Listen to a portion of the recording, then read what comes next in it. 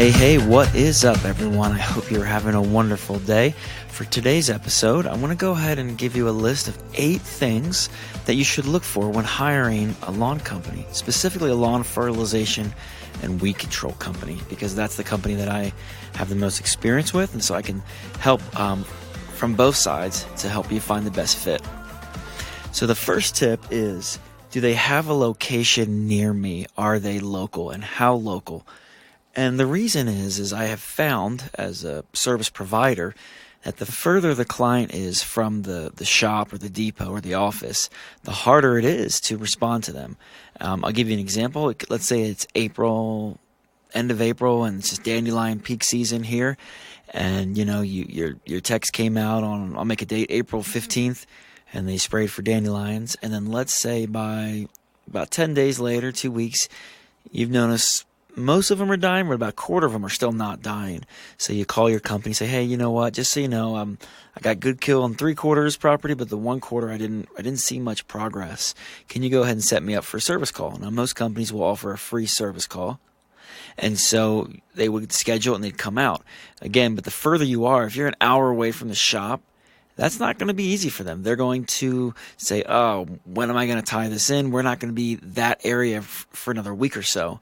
Versus when their shop is 10 minutes away or 20 minutes or, somewhere around there, it's easy. They can swing by, they can do the touch-up for you, and you don't have to wait weeks. And so I would ask them, how close are you, or how close is your location to my property? Because I have found the closer they are, the closer you are to them, the better service you will get. Okay, tip number 2, if a mistake were to happen, so let's say your tech's made a mistake on my lawn, would you stick around to fix it, or do I have to fight you? What's the guarantee there? And I've had that happen before where we've had mistakes. Human beings make mistakes. And we had one that a mistake actually caused a couple burn spots in a lawn about 15 miles away. And the customer called me. I sent someone right out. As soon as we didn't notice it until about a week later, it popped up. We figured out what the problem was, and we brought someone we just called a third-party company. I said, hey, go resod these little areas. I'll pay the bill. And that's what we did. And make sure that the company you hire will do that for you, because that's all they can guarantee is there's a lot of variables in lawn care. Mistakes can happen sometimes. And so when you make a mistake, are you going to stick around and fix it, or are you going to try to blame me? What is your company guideline on mistakes? So that would be the second question. The third thing I would do is I'd look at their Google reviews, and I would look deep. Don't just look at the first 2 or the last 2, but go through them and see if you can find any common threads. Are people being honest? Are the reviews specific? Are there things that people like about this company?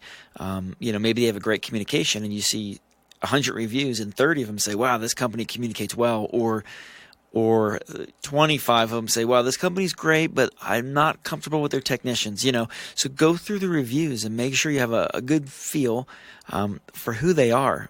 Generally, reviews are going to give you good insight. So take the time to go through them and figure out if it's a good fit for you. What services do you guys offer?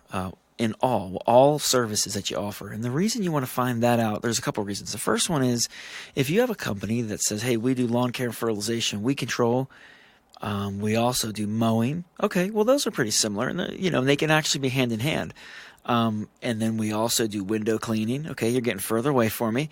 And we also do home catering. We deliver to you. Do you know what I mean? And so you want to get a feel for them.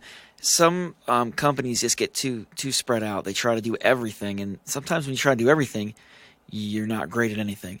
And so there are services that pair nicely together. For example, mowing and fertilization. That works because then they're on your lawn every week. Or fertilization, pest control, tree care.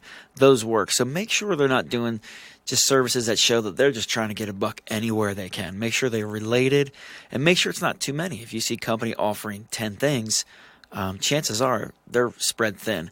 And it's like going to a restaurant with a million things on the menu. Often those places aren't that great because they have too much instead of focusing on something and doing it well. And when you find a company that just does lawn fertilization, weed control, they generally are going to have experts who know what they're talking about, and they're going to be the best for that. The fifth thing I would ask them or read about is their core beliefs or core values, their philosophy. What is your philosophy on lawn care? Why are you in the business? What sparked you to start this company? And What makes you good? Ask the hard questions, especially if you're looking for a long-term relationship, because you may find some companies have incredible stories, incredible visions, and you may connect with their story. You may agree with their philosophies deep down. I think it's hard when you hire a company that has a different belief system or philosophy than you. Somewhere along the line, you're going to have a little bit of a conflict at some point. So it's great to really learn the core values of the company, what matters to the company, and then see if they align with the core values of you. For example, if they swear by honesty and integrity, and you happen to be an honest person with a lot of integrity, it's going to be a good fit.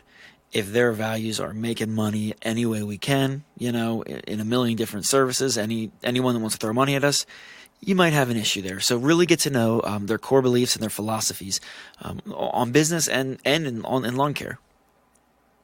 The sixth thing I'd ask them is, what products do you use? I want to tell a quick story. I won't mention any names, but one of our team members called a large national company to ask them about the products. We were back east calling for a parent, actually. They were back east at their mother's house, and their mom actually needed lawn care. But it was one of my team members, so they called the local companies, and it was amazing. They came back and reported to me when they asked what products they use. Most companies had no idea, the people on the phone. Some were making things up. They were lying, and you can tell when someone's making it up, and instead of just saying, I'm not sure, let me find out, they were just making stuff up. Some had no idea, and some actually gave her bogus products that don't even apply. They said, we use this type of weed control, which is for a weed that they don't even get back east. And so I think that's an indicator. If they don't know their products, I don't want to do business with them.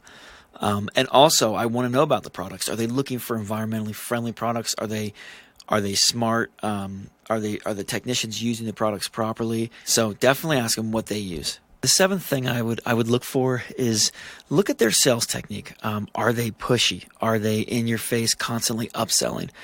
So you go through their website and you get a feel for how they sell, and you may pick up the phone and call them and just see, are they just saying, hey, this is what we offer, we're confident that we're a great company, or are they so desperate to get you in the door that they're throwing discounts at you and they're adding things? Are they, during the sales process, are they saying, oh, you need this insect and you need this fungus issue where they don't even know, right? If you're a new client to them, they're just making stuff up. Not everybody needs everything. So see if they're pushy, see their sales technique and get a feel for, how they are with business. Because I've worked with large companies, and sometimes the frustrating thing as a client is you're constantly every week getting phone calls, robocalls, texts about a new product, a new service they're offering. And it's overwhelming, and you actually, you feel like they're just marketing to you where you're already their client. So they shouldn't be doing that, right? If they have a couple solutions a couple times a year, okay, it's fine. But if it's all the time, that's going to get annoying and frustrating, and it doesn't build trust. I would look at that closely. And the last thing that I would look at is a little bit different than some other lists that you might see, but I would look at what are they doing on an environmental level. Obviously, a lawn care company has to do with your environment right around your house, your neighborhood where your kids play. So just check around. What are they doing? Are they trying to find new ways, better products to get you that green lawn without, having a toxic environment? Are they concerned about, polluting and runoff? These are a lot of real issues that I think you need to ask them. There's a little bit of environmental stewardship that they have as, people who are helping your environment look nicer, protect it from invasive species. But I would make sure that they're thinking about it, that maybe, that they have desires and goals and a vision to where they want to go. Because there are companies out there in every market in America that are doing this, that are looking for great ways, looking for safer ways constantly. And so, if it were me, I would get one of those companies. So anyway, that's the 8 things that I'd recommend you do when you're looking to hire a company. Ask about those things, really pry. At the end of the day, you're just trying to find a company that fits you. Not every company fits every person. And as service companies, we're not meant to serve everyone, just our target audience. And so go through these 8 things, see what lines up with your core beliefs, with who you are, with what you're looking for. And if it fits, then hire them and have fun with it. Hope you have a great day, and I'll see you on the next episode.